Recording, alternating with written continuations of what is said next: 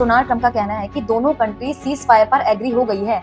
Complete and total ceasefire between Iran and Israel, ऐसा Donald Trump के द्वारा claim किया गया। उन्होंने लिखा कि it has been fully agreed by and between Israel and Iran that there will be a complete and total ceasefire. उन्होंने अपने ट्वीट में लिखा कि अगले 24 घंटे में ये 12 दिन का जो ऑफिशियल वॉर है वो कम्प्लीटली एंड हो जाएगा। दोनों ही कंट्रीज को कांग्रेचुलेट किया कि दोनों ही कंट्रीज सीज फायर करने के लिए राजी हो गई। लेकिन ट्रंप के सीज फायर क्लेम के बाद ईरान के विदेश मंत्री का एक ट्वीट आता है जिसमें वो कहते हैं कि इस तरीके का कोई भी एग्रीमेंट इजराइल और ईरान के बीच में नहीं किया गया है और यदि इजराइल पहले हमलों को रोकता है तो ही हमारे यहाँ से हमलों को रोका जाएगा, क्योंकि ये जो वॉर है ईरान ने शुरू नहीं किया है, इजराइल ने शुरू किया है, तो पहले रोकने की पहल भी इजराइल को करनी पड़ेगी।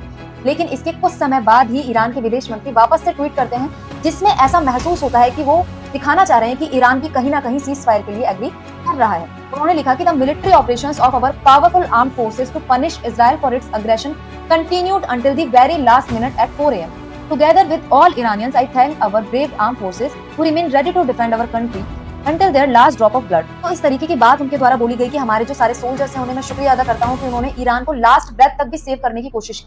तो इस तरीके की बात को इंसान तभी बोलता है जब वॉर एंड होने की कगार पर आ जाता है।